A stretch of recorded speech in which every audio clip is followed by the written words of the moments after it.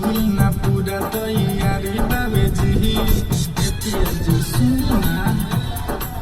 ए पिया छठ के पूजन बड़ा भारी बाबे जी भइल ना पूरा तैयारी बाबे जी कैसे करब हम पूजनवा जी लेके आई फूल बनावा जी दौरा फले सब समानवा जी लेके आई फूल बनावा जी दौरा फले सब समानवा जी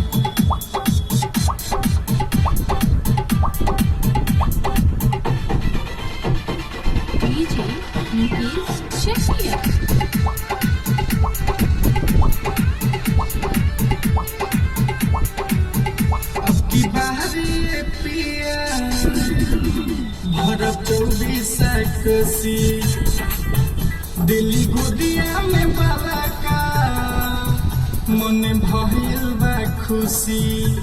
ले आही जाके ढाका ना दिया दिया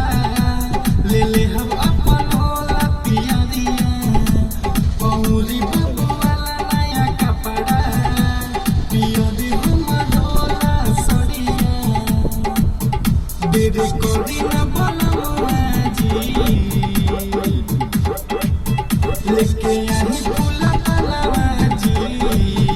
दौरा फल सब समानवा जी लेके आई फूल बनावा जी दौरा फल सब समानवा जी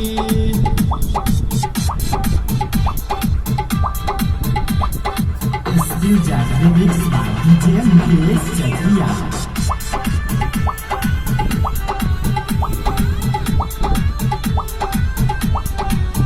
राइटर महफिल की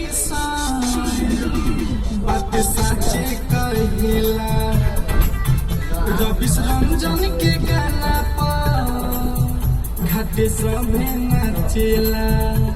घाटे पहला धूम धड़ाका ले आई बबुआला पड़ाका नहीं तो उहो रोवे लागी मनावल बड़ा मुश्किल होला कैसे करब हम पूजनवा जी लेके आई फूल बनावा जी दौरा फल सब समानवा जी लेके